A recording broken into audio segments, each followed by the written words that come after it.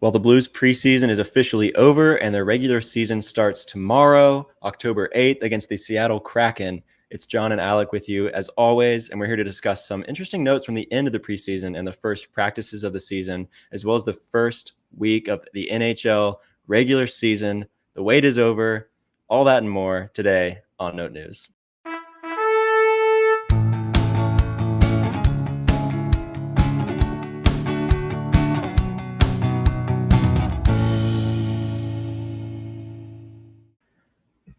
Alec, I just got one word for you, all right?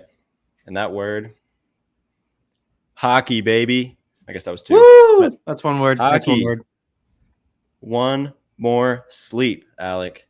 We've As we're made recording, it. it's October 7th. We just got one more sleep. The wait is almost over. Hockey starts tomorrow with Happy NHL Eve. Happy NHL Eve.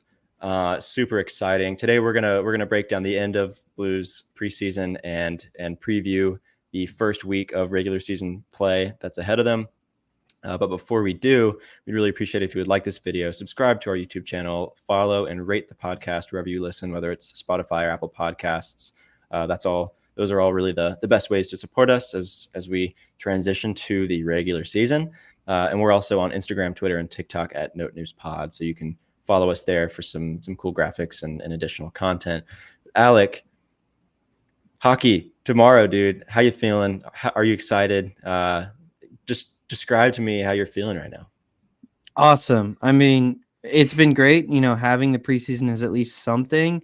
And I think even like in that Stars game, especially, we really felt the closest thing we've had to like real hockey. But like it's time. Like games are going to start mattering.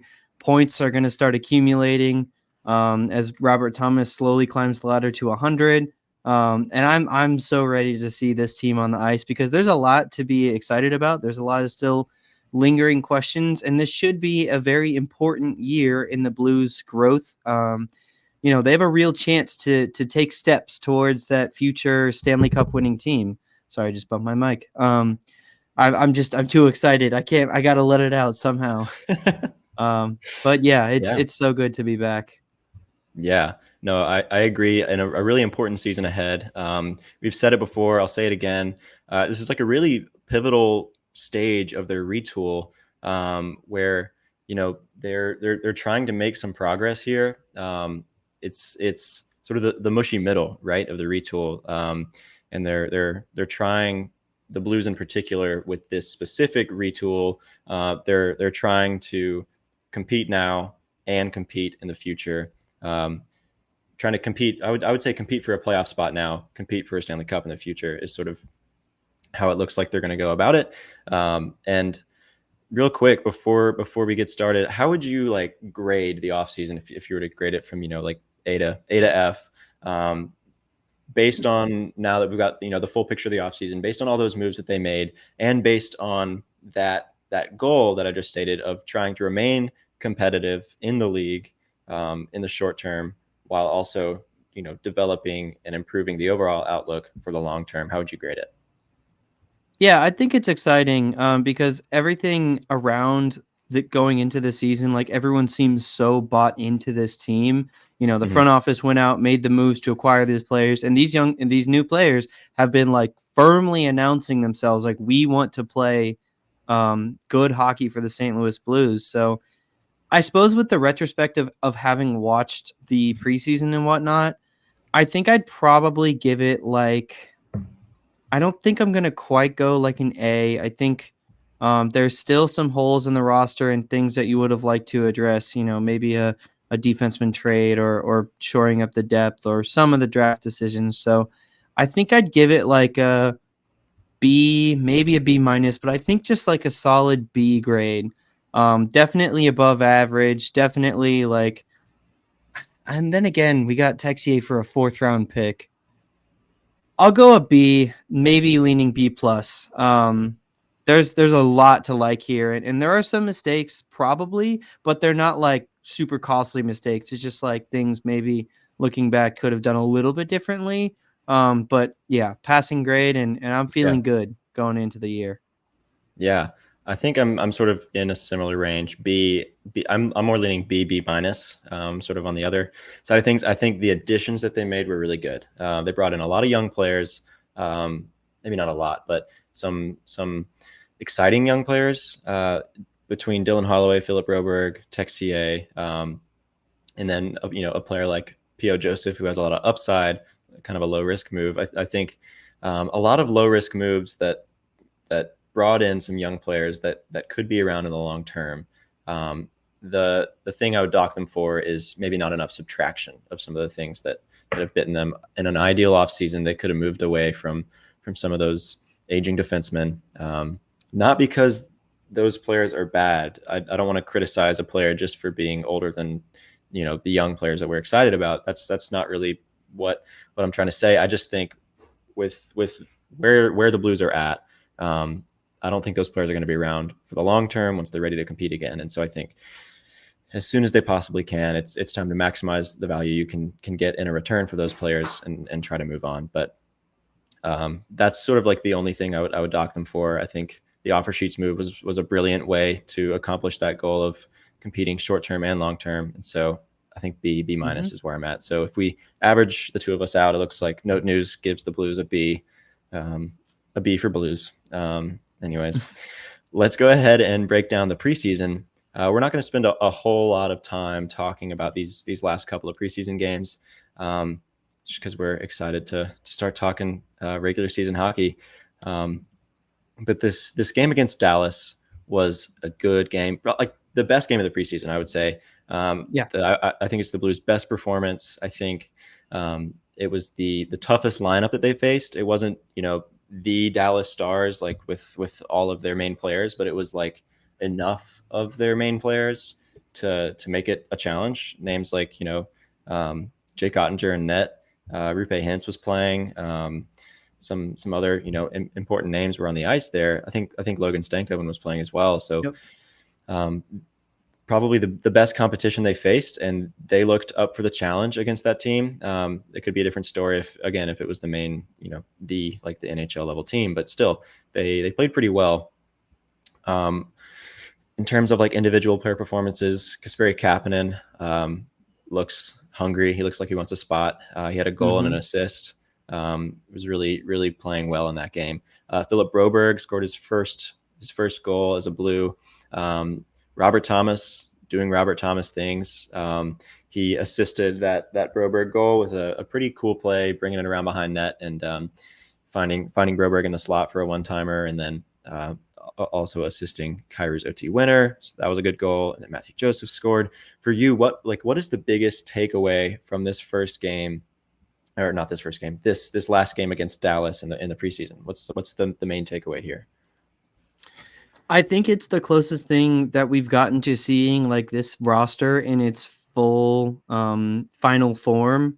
And that is to say that this isn't perhaps who knows, but maybe it shouldn't be viewed as like one of the top teams in the league, but is still a very scrappy, very young, very fast, for the most part young, very fast. And I really like this analogy of like hungry team. Like they played hard, and so many times the frustrations of the Blues in the past couple of years seems like there's just some nights they just don't want it, and that'll happen. But even then, at some point, good teams should be beating bad teams, and if you want to be a good team, you're gonna have to beat the good teams too. And so my biggest takeaway from the Dallas game, especially, was these young players really looking like they wanted it. I've actually been super impressed by Matthew Joseph as like someone that honestly I thought was struggling for a bottom six spot, and he is like putting himself in the conversation on the top six. I think especially with Saad starting the year on paternity leave, there's a potential opening there. So I just really love what I've seen from all these young players and everyone like who's pretty much everyone whose role isn't carved out on the team. I think, Kyrou, Thomas know pretty much more or less what is expected of them. And we saw some good stuff like Thomas pretty much created that OT winner all on his own. Pretty much. And found Kyrou at the perfect time, as Robert Thomas is wont to do. Yep. I think those players didn't really have a flashy or exciting preseason, but it's probably because they didn't need to. So if you add that into the mix with what we've seen from guys like Texier, like Holloway, like Broberg, I mean, there's some real fun that could be had with this roster. Absolutely. I think my biggest takeaway is not quite so big picture. I'm just going to say the pace of play was really good. That was Yeah. one of the like the biggest knocks on their games before that, where like was slow, sluggish play. We talked about that on our previous episode. So if you want to hear full breakdowns on the other preseason games, our past two episodes have been devoted to that. But they were sort of snake bitten by this lethargic play almost. But with this one, right out of the gate, they came ready to play. They had good pace from start to finish. Really, it seemed like, and like, hey, like, what do you know? You were able to hang with the Dallas Stars, or some version of the Dallas Stars. Um, gave up a power play goal in the first period, but recovered really nicely with three goals. Um, 3 goals in response from as we said, Matthew Joseph, Broberg, and Kapanen. Gave up a couple late to Logan Stankoven to go to overtime. So if we can keep from playing sloppy and giving up those chances late in games, that would be best. But overall, solid pace. Really liked what I saw there. And then another pretty quick overtime winner. We saw that in their other overtime game. And if they can hang with this pace of play for the full 60 minutes, and then also be a solid team in overtime, I think that's a sign that the team would be moving in the right direction for sure. Mm-hmm. Let's talk a little bit about this Chicago game. I don't think we need to talk a whole lot about it, just because it was the last game of the preseason, and really this like we didn't really see much, if anything, from NHL like level players that will be having an impact at the NHL level this year. It was really sort of a prospect game for the most part, I would say, Yeah. save for a few players like Matthew Joseph, Kasperi Kapanen, Alexei Toropchenko, and Nathan Walker, but lost 6-2, which is a bummer. In terms of the good, I mean, Dvorsky scored kind of a slick goal. Scott Perunovich scored, maybe did, as we have the opening night roster now, maybe that was just enough to get one of those last spots on the blue line. But that's his first goal, like in a Blues uniform. If that's believe it or not. And then Jurenko, wasn't looking too good. You want to talk a little bit about this goalie situation?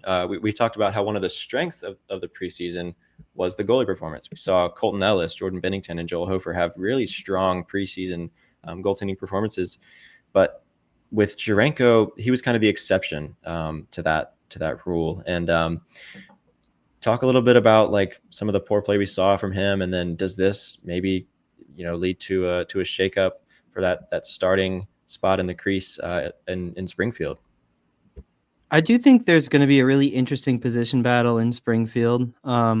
Jurenko's played there the last 2 years, but now obviously Colton Ellis had a great run this preseason, and Jurenko had a terrible run. I think it's safe to say what it is. Yeah.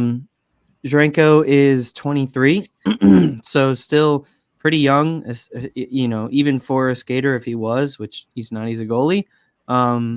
So he's still got a lot to prove, a lot to show, and people really liked his. I mean, myself included. I was in on the Jurenko hype coming into, especially last season as a prospect. Like, he was still admittedly very far away, and I think what he's shown this year that he's still pretty far away. And yeah, so I think Colton Ellis has had a really exciting preseason, as we saw, and I think the main takeaway, honestly, that I have here is just I am going to be keeping a lot closer eye on some Springfield clips and box scores, especially in regards to the goaltending tandem. I think there's some interesting things going on in Springfield in general, but really, I think for me at least, the goalies is something I'm going to keep a close eye on, because this does kind of feel like a year that could be sort of a, I don't want to say passing of the torch, because it's not really like either of these guys are established in any way. I mean, they're Hmm. prospects and like Hmm. very far out prospects, but this could sort of be a, I guess, changing of the guard, I guess, in terms of Blues prospectum of which goalies could be legit and Hmm. who can we expect to maybe not see. So yeah, Zarenko's got a lot to prove. He had a lot of bad losses this preseason, and kind of, I think the biggest thing we've seen from him is his inability to reset. He'll Hmm. let in one or maybe two early, sometimes just on good plays, sometimes just gets beat, and then occasionally too it'll be just a bad like look. But he's not really like doesn't hasn't shown that mental toughness to recover and like be shut down after that. And that's actually something that I think Colton Ellis has done a really good job at. I don't remember what game it was. I want to say it was the second Columbus game. I'm not sure though. But he let in a goal early and then stopped almost every shot after that. That came his way. So, it's a very small sample size for both of them, but this is what you use preseason for, especially against higher level talent, and the results are what they are, and we'll see into the regular season, but they kind of speak for themselves right now. Yeah, for sure. Couple of my thoughts on the goalie situation. I mean, like Sharenko was obviously never going to make this team, right? The Blues team with Not this Bennington. year. Yeah, not this year with Bennington and Hofer there. And with I feel like with the Blues like goalie factory in recent years, we've been a little spoiled, like with names like Charlie Lindgren and Ville Husso, coming and Blues like legends. Blues backup goalie legends. Or I guess sometimes they were the main guy, for a little bit there. And then Joel Hofer, his emergence last season. So it's like a little disappointing when you see the next guy fall flat a little bit, but you can't hit on all of them. And like it's too early to write them off for sure. But like For um, sure. we can't expect to hit on all these goalie prospects. But Colton Ellis looks, like you said, like a solid option in net down in Springfield. And I think if we've talked a little bit about like should the Blues trade Jordan Bennington at any point, like maximize this value. He's really good, and he gave you a Stanley Cup. Like, do you hold on to him? Do you not? Do you try to get something back for him? But if the Blues do trade him away, or if he does decide to move on when it's time, um, it's nice to know that you can still find a name like Colton Ellis performing well down in the system. Maybe could make a difference if and when that day comes. Hopefully it won't. I like Bennington. I hope he sticks around and um, Mhm. yeah. Anyway, I think let's this sort season of will be a good evaluator for for a lot of the team, but the Bennington situation too. I don't think there's like a for sure. huge, I think we're both agreeing that we're not trying to make like a huge point that Bennington is for sure going to get traded Yeah, or yeah, anything like that. Everything's sort of going to be evaluated, but more yeah. likely than not, he'll remain on the team. But it'll be something to monitor. For sure. Yeah, I think the main point here is keep an eye on Colton Ellis. Like he looks pretty solid. Yeah. Um, Speaking of some of these guys, let's talk about roster, lineup, that kind of stuff. There was some of the latest the final roster cuts, I guess is what you could say. Dvorsky sent back down along with Zach Dean and Jurenko, of course, sent to Springfield. I think Dean is sort of the interesting name here. We thought he might be in the mix for one of those lower line center jobs, but he won't really be in that picture, at least to start the season. So he'll be gone. Dvorsky, we never really thought would be on the NHL roster, especially after some of his first few games of the preseason not looking super good. So not really a surprise there. The bigger surprise, I would say, is Zachary Bolduc being sent down. It looked he had a really strong start to the preseason with between the prospect showcase and the first few preseason games, right? We were like, is he Mhm. gonna be a second line winger? Oh my gosh, like he's playing so well, and they're giving him quality looks with Robert Thomas and Jordan Kyrou, and he's you know like rising to the level of that competition, and he was for a while, and sort of cooled off a little bit, but so he'll be starting the season not with the Blues, not in St. Louis. So what do you make of that? Do you think he'll be back? I mean, I personally feel like he'll be one of the first names, if not the first name, to be called up whenever that time comes. But what do you make of Bolduc being sent back down? I I mean,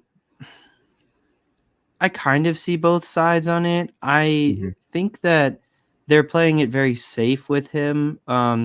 Last year got 25 games and was pretty bad, I think. Didn't really do anything really, 9 points in 25 games, and even then like didn't look awesome in his looks in the NHL. So, they're being safe with him. Sorry to always go back to this on Note News, but the analogy I'll use goes back to the St. Louis Cardinals baseball team. They got a little prospect happy calling up their top guys, and now there's sort of a big debate there about like, is their development ruined, or like did it change them as a player? So to go back to the Blues here, they're being safe with him, and like I see why, especially for Bolduc being a first round pick and someone that you want to build your future around. I do think though, like he looked ready for it in the preseason, and I feel like if he has a bad first 10 games or so, at that point you can send him down. So it doesn't make sense to start on Mm-hmm. the AHL roster. The only thing I think is like guys like Toropchenko and Nathan Walker. I don't think you could sign them to a two-way contract. So it's not like it's kind of with them. They're either on the Blues or they're not. Yeah. And that's probably why they started with Bolduc, because it gives them the flexibility.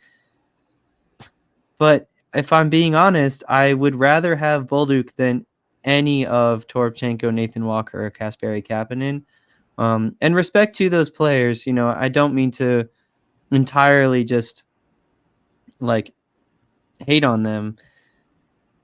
But I don't love watching them play. I mean, I do love Nathan Walker. He's just unfortunately isn't quite as good as a lot of other players in his role. But um, yeah, I think Bolduc would have been the better like move for just on paper roster talent for this year. But it seems like more they're being safe with him. And I guess the last thing I'll say is I think again this kind of goes back to like we were saying, like the Blues have a clear plan here with what they want to do to the roster, and Bolduc is very clearly a part of that plan. Like Mm-hmm. the front office is thinking very long term. If anything has been proven from this offseason, and like they very much care about Bolduc being part of this plan, so they're being safe with him.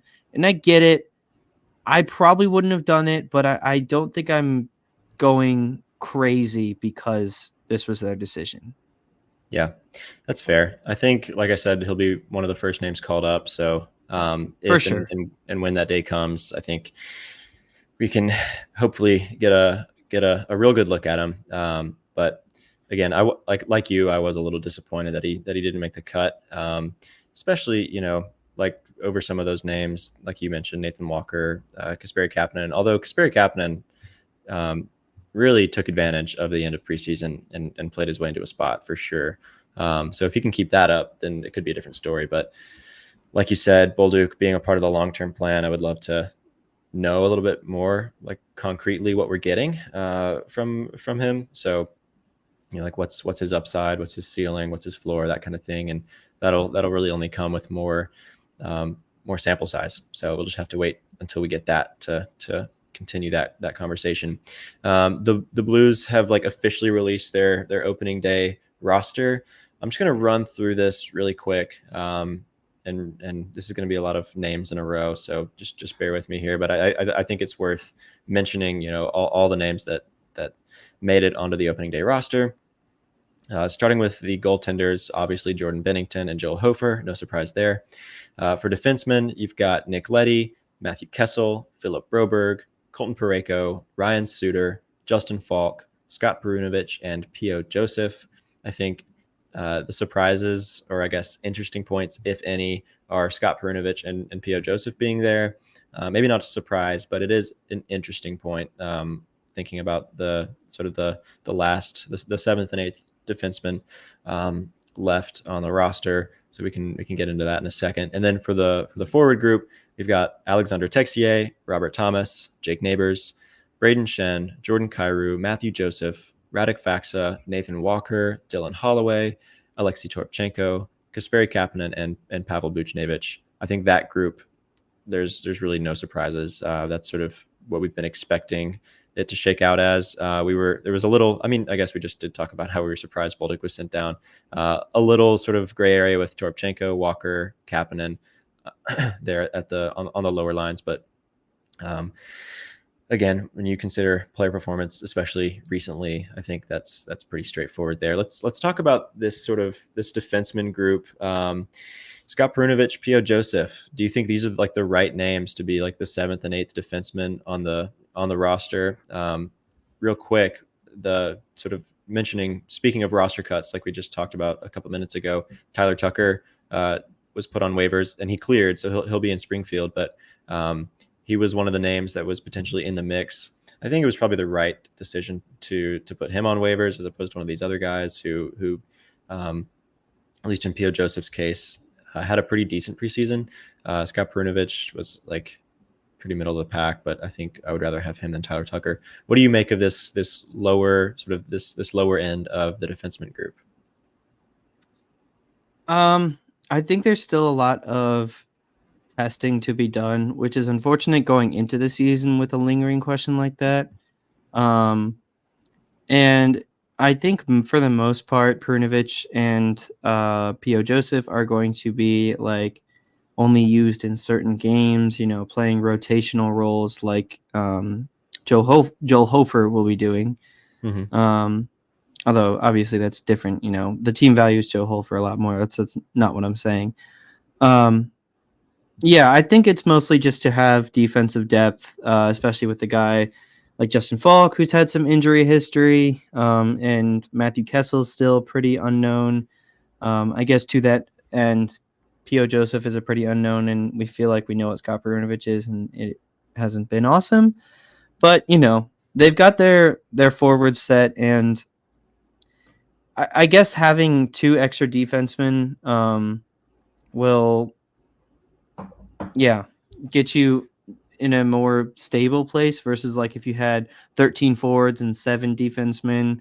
Defensemen obviously play a lot more minutes, so it's better to keep their legs fresh than forwards. So I guess that's what I make of it. Yeah, I think that's pretty sound. I think part of the whole picture here is Brandon Saad starting the season. He's not injured. He's like listed as like on the injured non-roster list. He's starting the season pretty much on paternity leave. They're expecting their third child, so he won't be starting the season on the ice, but he's not like injured or anything, and he'll be back relatively soon. So maybe when he's back, the group will shake out a little more clearly. Like maybe they'll just send a defenseman down when he returns or something like that. So we will we'll have to wait and see. Do you think that's what would happen? Do you think it would be one of these last two defensemen being sent down once Brendan Saad comes back? If I had to guess, it would probably be P.O. Joseph, maybe Nathan Walker, but most likely. Also, congratulations to the Saad family and their new child. But I would probably guess it would be Joseph, although it could be like a Walker or maybe Torpchenko. Sorry. Yeah. I mean, Joseph would have to pass through waivers, right? Do you think they could sneak him through? I think he would. Pretty sure. Probably would. I don't really think there's an issue with that there. It's just again. Yeah. We're getting too into the weeds here. Let's talk about the exciting thing. All right, that's enough roster conjecture and preseason talk. The regular season, Alec, starts tomorrow, October 8th, the Blues play their first game against the Seattle Kraken. I believe the game starts at 3:30 p.m. Central Time. Not sure who picked that time, It's the first but game on the docket first game of the stateside year. anyway. Yeah, I guess. The Devils and the Sabres played 2 games in Prague, I believe, just to Mhm. technically start the season as the it was like the global series, right? But this is like the first game of the continental National Hockey League season. Anyway, but it starts with the Kraken. So they last year finished with a record of 34, 35, and 13 with 81 points, and that was good enough for sixth in the Pacific. What do you make of the Kraken's roster, their lineup this year? Just some general notes, maybe some players to highlight, players to look out for. Just general notes on the Kraken before we start to talk a little bit more about them as a team. Um, it'll be interesting in kind of a sort of national game, see if the Blues can put their name on the map against a very winnable game, but I wouldn't say like a guaranteed, like even that the Blues would be favored here. I think this is probably 50-50, if not in Seattle's favor. Um, and yeah, I mean, they've got a good roster. They have kind of a also sort of facing an identity crisis. Whereas I think most of us would agree that the Blues are in a retool, but definitely on the upwards trajectory, Hmm. barring catastrophic failure of the season.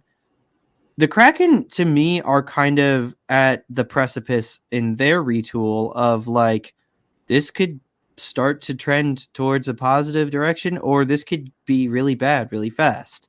Hmm. They've got some good players, but it just like hasn't all come together on the ice for them. Vince Dunn had a really good season for them last year. That's a name a lot of Blues fans are familiar with. We know it was a mistake to let him go, but it's several years in the past now. Nothing we can do about it, Hmm. except cheer on our current roster.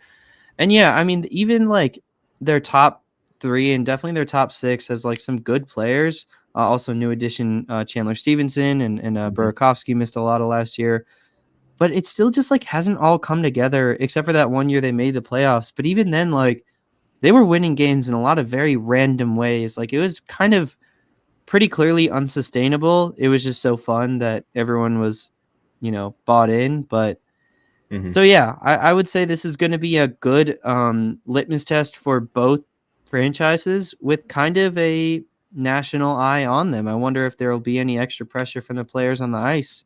Um, and also, why is it at that time? That is upsetting, but very deep Yeah. analysis there. Yeah, it's just like dumb. Like I don't know. I don't know who picked that. What are some of the strengths you see on the Kraken this season in particular?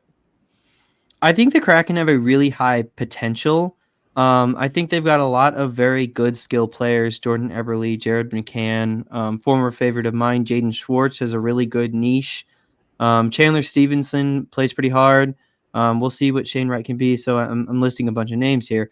Hmm. They all like have sort of like on paper that a should be potentially deep roster. It's just there's so many question marks. But anyways, in terms of their strengths, it's just like in any given game, or if they figure it out for a season, they could have a really scary offensive, um, like team. Hmm. They have some really crafty players, and so they can definitely like work through a good defense. The other thing that they've always been really good at is like playing in the neutral zone with forechecking and especially their back checking is weirdly like probably the best in the league. Definitely a strength of theirs is if you're not careful with the puck, they're gonna steal it from you, or like Hmm. they're just gonna be annoying on like sort of when the flow of the game should be in a lower state. Something's getting set up or whatever. The Kraken are gonna play hard there for some reason, um, and they're gonna try and create rush opportunities and score off it. They've got some fast players too, but yeah, I would say that's their biggest strength. Yeah, for sure. I don't know if you mentioned. Did you say Matty Beniers Did you mention him? He's I don't know their if I did, but I should have if I didn't. Speaking of youth, yeah, he's another name to look out for. What about the weaknesses? What about the other side of things? What is maybe one area that or multiple areas that the Blues could look to exploit in this game and try to take an advantage in that way? Number one is that Philip Grubauer is so bad. He's so bad. He wasn't really that good in Colorado, and then he goes to a team that isn't like the best defensive team in the league. And yeah, last year, I'm pulling it up, he had a really rough year. Um, it was a 285 with an 899 save percentage. So actually not as bad as I thought it was. Um, but a 14 and oh, they don't have the losses listed. Well, sorry, that was on the fly. But it seems like probably Decord might be their guy if it isn't Grubauer. I think they started to play him more down the stretch last year. Decord showed more, but also is still figuring out himself. He's 28 years old, but still pretty new to the league. And I do think their goaltending is kind of a weakness that it'll never win them a game. And definitely could lose them a game. I suppose it's gotten better than where it was, but yeah, I think on that point too, their defense is like okay at best. As I said, Vince Dunn really good, and Adam Larson, his pair is pretty solid too. But outside of that, and even then, that top two isn't like amazing. Um, so I would say like we should it a winning game script against the Seattle Kraken has you outscoring them. Wow, analysis. But has you like putting up like major point nights. Yeah, yeah. No, I think that's fair. You just bringing in advanced analytics, I can't doesn't compute. I don't get it. But anyway, I think one of your points from earlier stands, and it's well made that while like the futures of these teams might be headed in different directions, like where they're at now, I think they're pretty comparable in terms of like end of season results, expectations, that kind of thing. And obviously the Blues had a better year last year. You could argue about who had a better offseason. The Kraken bringing in a big name like Chandler Stevenson, but I think this will be like a pretty decent first test, right? To Absolutely. play a team that's sort of so similar to you in terms of like potential and outlook and that kind of thing. So it should be a first game, despite the stupid stupid puck drop time. But anything else you want to add on this very first game against the Seattle Kraken? I was just gonna make that point that you just did of like this is a good one to tune into, not only because it's the first game, but like Yeah, really good test for the Blues. yeah, for sure. Um, let's talk about game 2 of the season, which is against the San Jose Sharks. I know that you are maybe not a San Jose Sharks fan, but a San Jose Sharks enjoyer. Is Mhm. that fair to say? Yeah. So give me some of your thoughts on the intriguing San Jose Sharks. Do you think is this the year? Hear me out. No. Um, so Blues will head to the Sharks on Thursday after Seattle tomorrow, which as at the time of the recording is Monday, so tomorrow is Tuesday. Yeah, the Sharks are favorites for the first overall pick next year. They were the first overall pick last year, and this roster is dearth of talent. Uh, there's a high likelihood you listening to this podcast didn't need me to tell you that.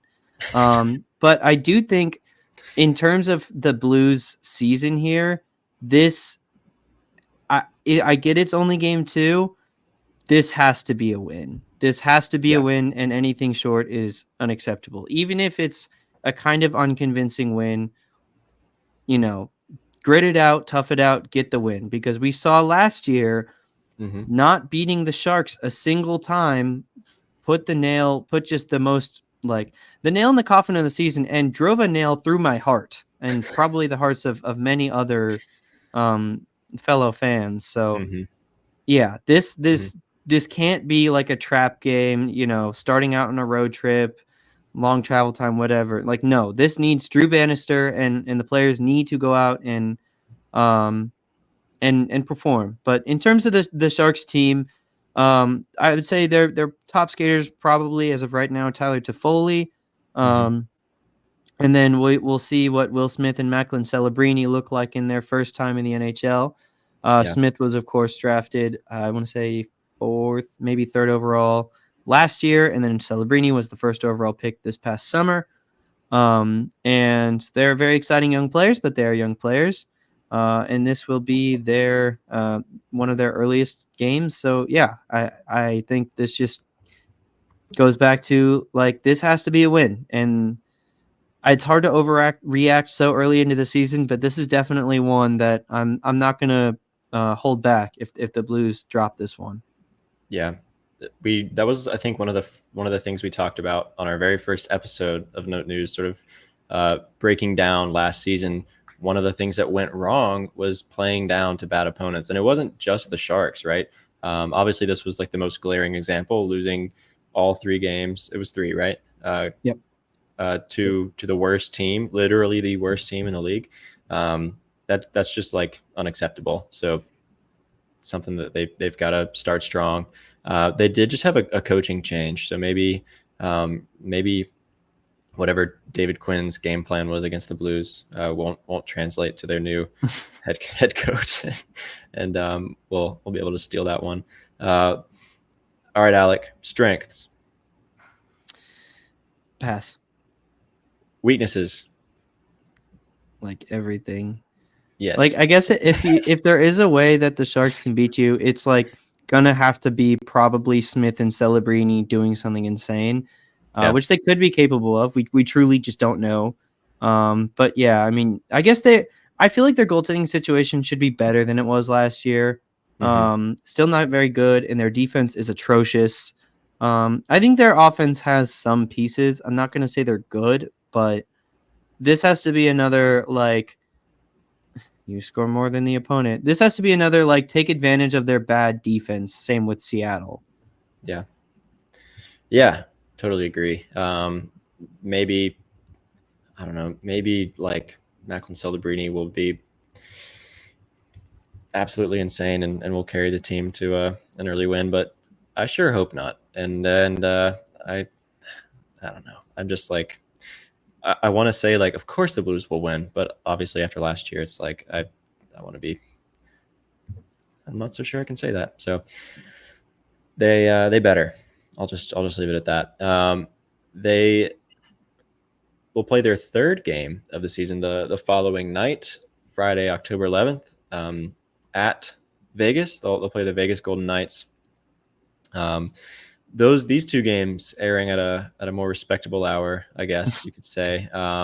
The the Sharks game puck drop is at 9:30 p.m. Central Time, and the Golden Knights game is at 9 p.m. So a more respectable hour, I would say, than 3:30 in the afternoon. But Yep. um, this will be the big test of the week of the first week, right? Is the Vegas Golden Knights, who last season finished with a record of 45, 29, and 8, 98 points, and the second wild card spot after finishing fourth in the Pacific. Um, this their record last year, right? That's sort of where I'm predicting the Blues to be this year. Um, I don't think the Golden Knights have taken a big step back. Obviously, they lost some big names like Jonathan Marchessault and Chandler Stevenson, but I wouldn't say they've taken a huge step back. So I think they're probably about as strong a team. The spot that I see the Blues taking in the West is the LA Kings spot. That's sort of what like that's sort of the path that I see to them making the playoffs if they're going to do it. Where the Kings were So last year. right. Um, Or no, so sorry, I misspoke. As in, yeah, ignore what I yeah, just said. Okay. Yeah. But anyways, back on the Golden Knights. I don't think they've taken a step back, is what I mean. So I think they're still a pretty strong team, and so this will be a really important early season test. They're going up against some big names like Jack Eichel, Mark Stone, Aiden Hill, and Net, who maybe isn't a big name, but is relevant. Who else on the team do you think is worth mentioning, worth keeping an eye on? Yeah. Well, I'll start saying I do think they are kind of going to take a step back. I think I still have them making the playoffs, but as the last team.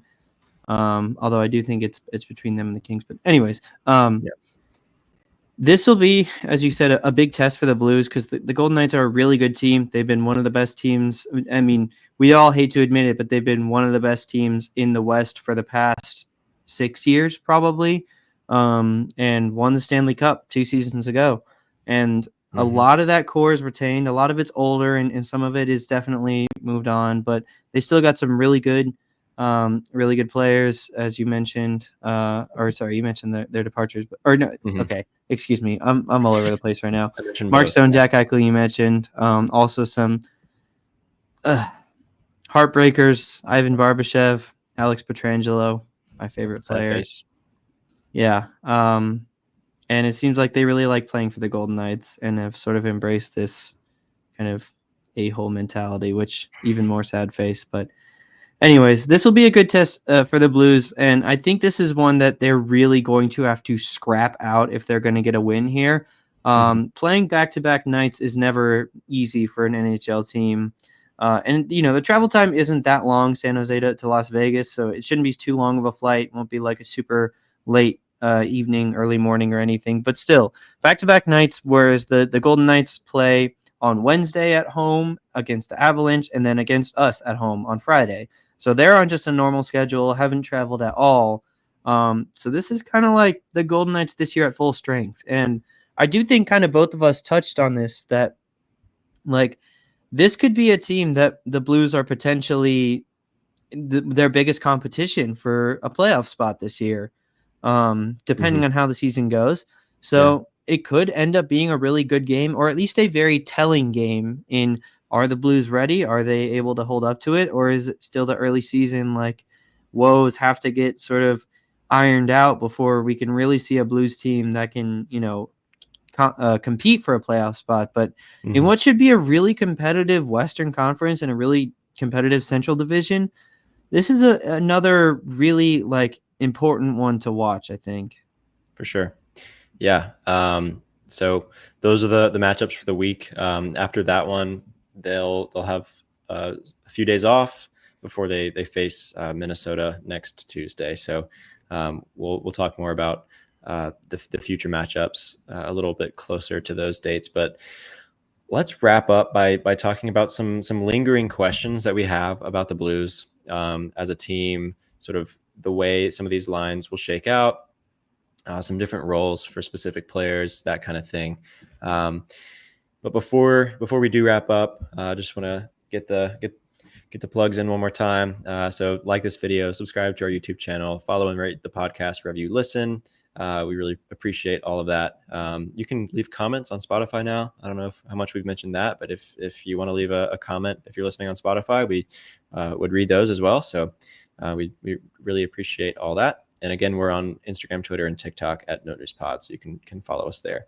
Um, Alec, what do you think is like the biggest question you have about the Blues before they start to play games that count?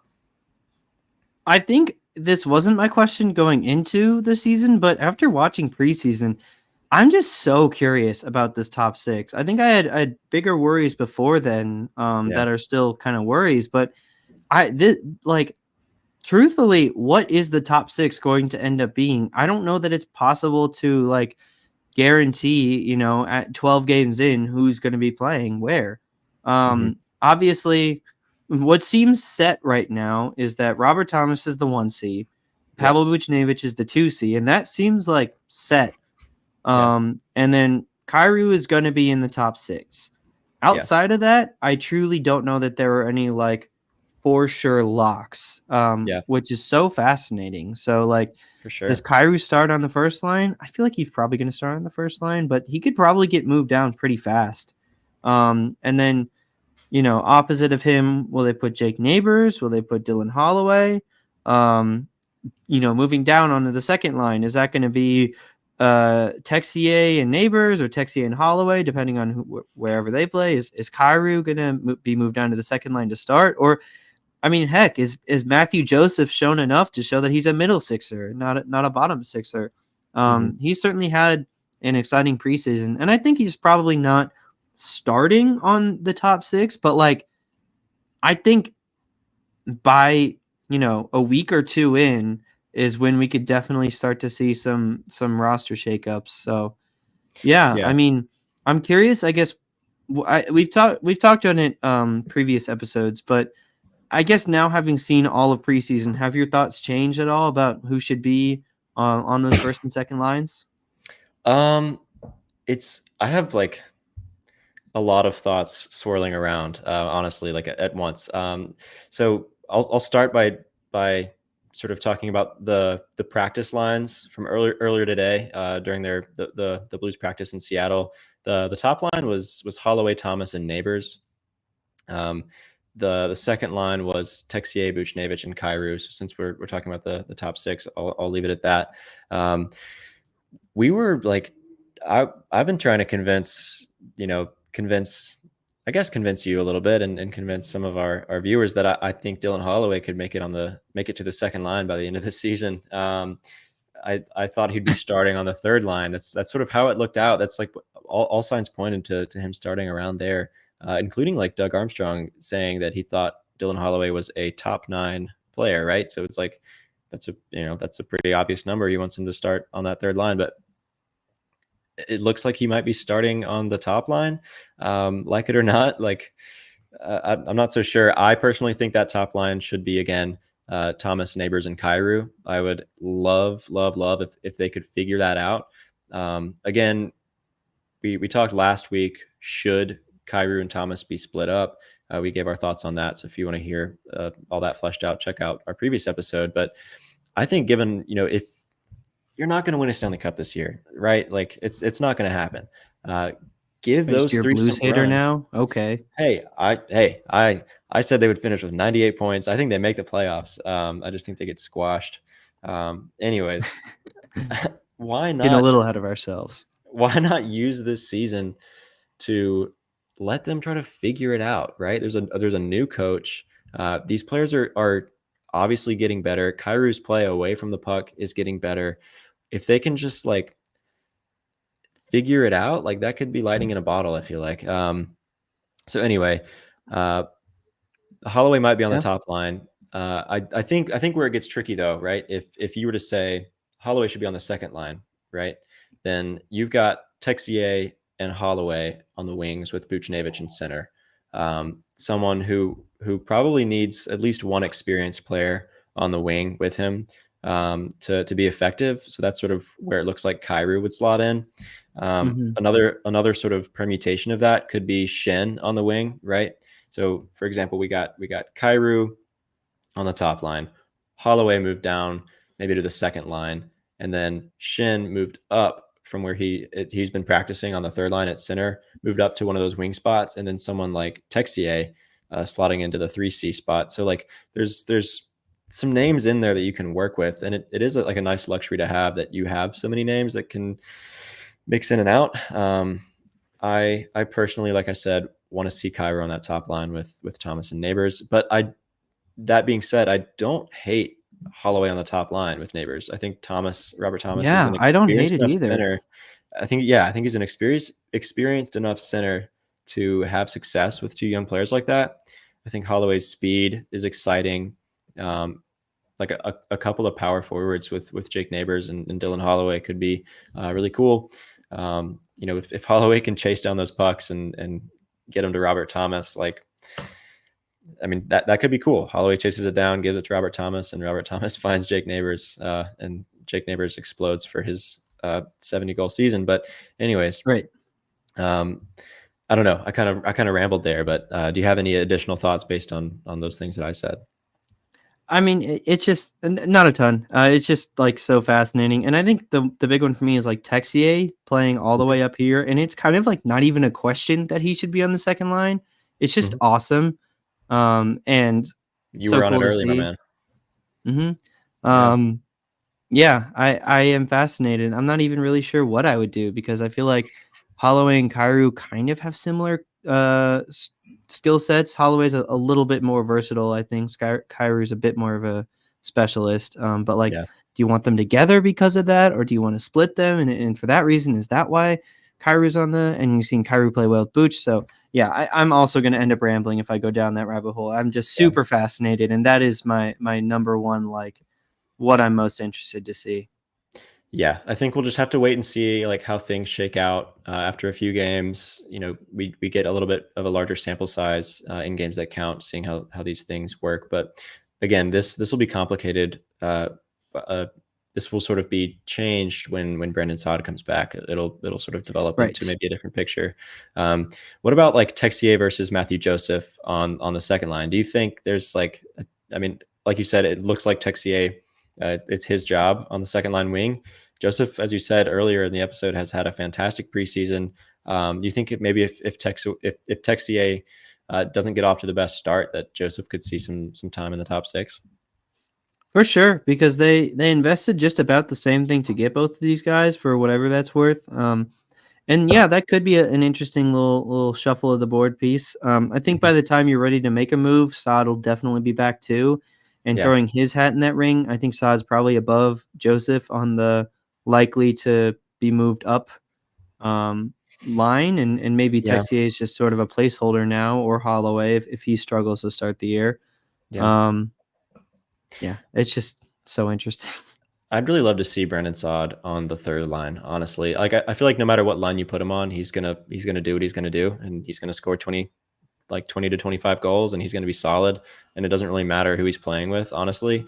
That's what I think. And so why not try to like maximize the value you're getting from a Texier or Joseph playing with a player like Buchnevich or something like that. So that's what I want to see personally. But we'll just have to wait and see. Yeah. I think Yeah, going back to your this is all like just so much more exciting going way back to your scoring depth exercise for perhaps if those of you missed that episode, we did this thing of like how many players or how many skaters do you think are going to score 40 plus goals? How many skaters do you think are going to score 30 plus and 20 plus and then hmm like 10-15 range? hmm I mean, when we started that, you and I both had like, oh man, off the top of my head, I want to say 6 or 7 who are going to fit in that 20 plus range. like And now feasible, like, right? is that low? Like, is that a low estimate? I don't know. I I mean, okay, mean, let's do it again. All right, you got yeah, Thomas Neighbors, Kyrie Buchnevich, like pretty solid sure. locks, I would say. Uh, So those yeah, are like um, Neighbors, I think is maybe not probably neighbors, like likely to, but maybe not likely a to. lock. Okay, yeah, I'd agree. I think if he can like continue to play that role that he played last season, maybe that would be like closer to a hmm lock. But I that think remains to he's be likely seen. to, and he'll get yeah full seasons worth of games too. So. Yeah, Shin and Saad both scored 20 plus last year.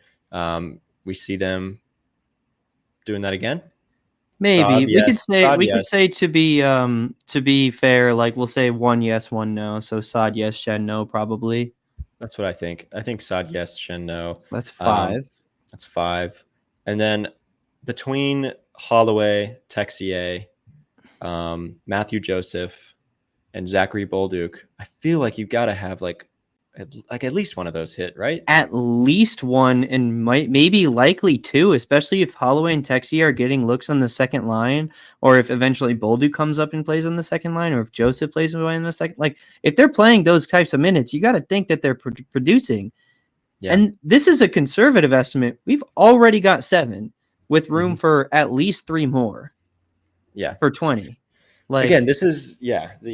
This is secondary scoring, and for the Blues to compete, they need elite level scoring. But the true. fact that they've already got this base is really encouraging. And then beyond those 20 plus goal scorers, that 10 to 20 range, that's where I think we'll see some growth as well. I Oh think my gosh. Shin and Saad. If one of them isn't scoring 20 plus, the other is going to score at least 10. I think Matthew Joseph is going to be there. Kasperi Kapanen could be if he continues to play at the rate he was playing. Parayko did Justin last Falk year. should be there. Yeah, Parayko did last year. He could do it again. Justin Falk, if he's healthy and is playing on the power play, could do it. Who knows what Like Broberg could do? Broberg, yeah, maybe. Yeah, it's. I think sort of that scoring depth, that secondary and that tertiary scoring, it's sort of growing, and that's exciting to see. Now they just got to like go out and get that elite level, that primary scoring. So, Mm-hmm. I mean, screw it. Let's just name the entire Blues organization. They could all score 10 goals, right? yeah, why not? All right, It is encouraging, though. It is encouraging to, especially with this stage of the retool. I feel like a lot of teams, they have, the guy that is scoring 40, 50 plus, and then it's like, it's a real slog to get that secondary scoring, and it's hard to sort of fill out the rest of the scoring. But I think the Blues have that decent depth offensively. And like depth scoring is how you win some of those closer games against tough opponents, like the Knights and the Kraken. Yeah. So maybe you need that elite scoring to beat if the Knights are really good, or like the Stars. But yeah, that's how you slog through and tough out some of these wins, and wins that up. Yeah. The best sports phrase of all time: wins are wins. Wins are wins. Wins are good. Let's shift to the defense a little bit. This is something that I want to talk about. One of the biggest questions I have is sort of what will the top pair look like on the blue line? I think it's pretty safe to say that they're going to rock with Leddy Parayko, at least to start with. They're gonna keep that train moving. I think that's a bad idea. I've sort of made the case for Broberg in the past. I think I've had it. And I might offend you by talking poorly about your guy Nick Leddy, but I think the top pair experiment should be over for Nick Leddy, and I think they should let Philip Broberg in that spot. I think to start the season, Broberg is going to be on the second pair, and I think that's probably the right decision. Right, he hasn't really quite proven himself, but here's what I think. I think Parayko and Broberg would be a better pair offensively and maybe defensively as well than Parayko and Leddy. I think what we saw a lot last year was that Nick Leddy didn't really have the offensive capability to sort of keep up with Parayko. Not that Parayko is a star offensively, but I think he was sort of ahead of Leddy, and they couldn't hang offensively, and so they just really had to focus on defense instead, and which still arguably wasn't great, but I'm not really saying this well, but the offense really wasn't what you want from your top pair, basically, and I think in large part, I think you can blame both of those players, but I think when you look at some of Parayko's minutes without Leddy, he played pretty well, like when Leddy wasn't on the ice and Parayko was playing with Robert Thomas. His expected goals rate went up by 9%, I believe, according to Dom over at The Athletic. And Parayko isn't bad offensively, right? He's decent at moving the puck. He's got that killer slap shot, and he led Blues defensemen in scoring last season. So he's not a bad offensive player. I think he's a little bit hampered by his defense, his blue line teammate there in Nick Leddy. I think Broberg has more offensive upside. I think he's a better puck mover. He's a better skater, and I think he has more offensive upside to play without sacrificing the pair's defense. Is really it's really how I see it. I think Leddy's inability to play offense puts too much pressure on Parayko to carry the offense from the blue line. I don't know. Any thoughts on that? I just think Broberg would be a better bet. And like we said, in a season where you don't have cup aspirations, like see if it works out. Like try it. Like what do you have to lose? Yeah, well, you've gone and done it now, buddy. Okay, never get between a hockey fan and his favorite 33-year-old defenseman. All right. No, I'm actually not going to soapbox about Nick Leddy here, because I think that it is um, a well taken point. I do think I see what you're saying. I think the biggest thing for me with Broberg was I didn't know who he was. Holloway, at least it felt like you saw him in the playoffs, like you saw what his upside could be. So you kind of saw the profile developing. It's like with Broberg, I just didn't know like who this player may. I mean, maybe this was just me being a poor scout or whatever, but I just there was so many things up in the air as kind of this almost moldable ball of clay of a defenseman, but also not one that was going to guaranteed turn out to becoming, the Venus de Milo. Is that the anyways statue? Anyways, so but this preseason, I do think there was a lot encouraging about Broberg's game, especially to me defensively. I thought he was fine, like as a defenseman. Didn't really stand Yeah. out, I'd say, but I thought he looked good as a defenseman. And so if he's a good defensive partner, I kind of see what you're saying. Having Broberg does get you at least more athleticism, if nothing else, and I think probably a lower skating ability than Leddy offers, but probably a better puck moving ability, especially with Hmm. Parayko, who can kind of do the same thing on the other side, but could definitely lean into being more defensive too, which is totally where his strengths lie. The Yeah. other thing that excites me about your point, and here's how I'm somehow bringing it back to Nick Leddy, is actually like as a defensive pair with Justin Falk, kind of love that because it allows for Falk to really lean into his strengths, really be aggressive on the puck. And Letty can skate back and be really smart defending rush chances and, essentially just playing smart to Falk's more when he wants to be aggressive. I think that was the problem with Krug and Falk is that they both kind of had this similar mindset of go get puck attack and would just get caught with their pants down so many times. But Letty like won't do that. And so um, maybe to turn this into my point and not yours, maybe a second pair is perfect for Letty, and it just so happens that Broberg would play on the top. But no, I think that's a really interesting idea, and I honestly do think that would be kind of a fun mix up that could. And hey, if it doesn't work, it doesn't work, and at least we know. But Yeah. the I guess the only other thing is Broberg's never played top line minutes. Yeah. Um, Yeah. I think so is his he'll have body to ready prove for it that? first. Yeah. Yeah, yeah, but it's fun, and I don't hate it. Yeah. We'll have to wait and see.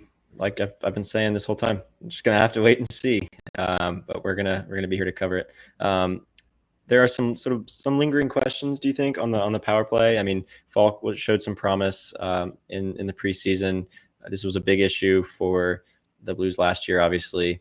Do you have like any hope for the power play? And are you excited to see Justin Falk probably being the quarterback for the first power play? I think I mostly went into this. What I'm going to say is going to be pretty similar to our first preseason episode. So go check that out if you haven't. I think I made my points there pretty well. But basically, it was that I have very little hope for this power play. I won't say no hope, but it doesn't look good at all. It looked super disjointed. It looked super stiff. I do think, however, like you said in that Stars game, like the pace of play was so up and just the fluidity of the game was so high. If that can translate to everything, including special teams, then on paper, like these are very complementary skill sets. They all, like Neighbors can be your tough guy down low. You could have Kyrou or Booch be your sniper, Thomas be your center, or how I guess however they want to line up. And I do actually think Falk is the only hope for the power play. So I'm not really sure. Well, never mind. I was going to go way off there. I do think that the best thing about it is going to be Justin Falk's ability to see the field and to move it a lot faster than Torrey Krug really liked those sort of perfect one-time looks, and this team just doesn't have anyone who can take one-times, at least not what it looks like. And maybe Braden Shen, but not really from what we saw last year. Yeah. Um, but yeah, mostly it's just like I think it's hopefully it isn't atrocious. And I'm hoping that Bannister's coaching job from last season can translate over because it certainly didn't this preseason.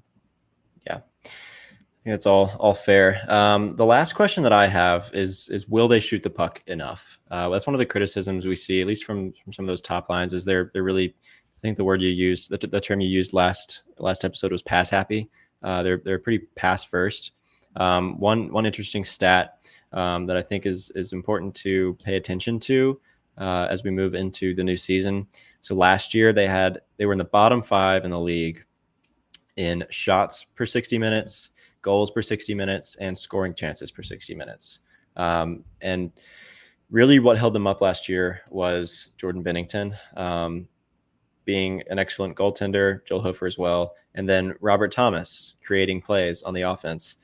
So I think if they just leave the playmaking to players like Robert Thomas, right, and try to get more looks, take more shots, that kind of thing. That's a big question that I have is, will they be doing that? And will they be sort of improving those numbers? Because I said it last week. I'll say it again. I'm going to bring these advanced analytics in one more time. You shoot more, you score more. Believe it or not, it can happen that way. Sorry, I hope you're able to keep up with all that. But anyways, I think if they can remedy those solutions and be more intentional about finding looks and taking shots, like just shoot the puck, like take the shot, get open, that kind of thing. I think that'll be really important and something to look to pay attention to, especially early on here in the season. Anything you want to add on that? No, but I think mine and probably every other Midwestern dad agrees with you. Shoot the puck. What are you doing? Shoot it. Come on. Shoot the puck. I mean, it's true. Just like shoot it. The goal's over there. I think we may have just broken the NHL. We might not actually release this episode now because that's just too radical and would break the game as we know it. All right. We're losing the thread here. I think it's time to wrap it up. The Blues are playing. They're playing hockey tomorrow. It's finally here. The wait is over. Almost. One more sleep, and we're going to be here to cover it all. We're really excited to get into the regular season here to cover the Blues. Alec, I'm excited to get this started, man. Absolutely. We'll do it later, but once again, let's go Blues. Let's go Blues, dude. All right, I already gave the plugs, but if you want to follow us, subscribe, and rate the podcast, all that good stuff, we really appreciate all that. We'll see you next time on Note News. And when we see you, we'll be talking about regular season hockey. We're super excited for that. Alec, I got one word for you, man. Let's go Blues. Blues hockey.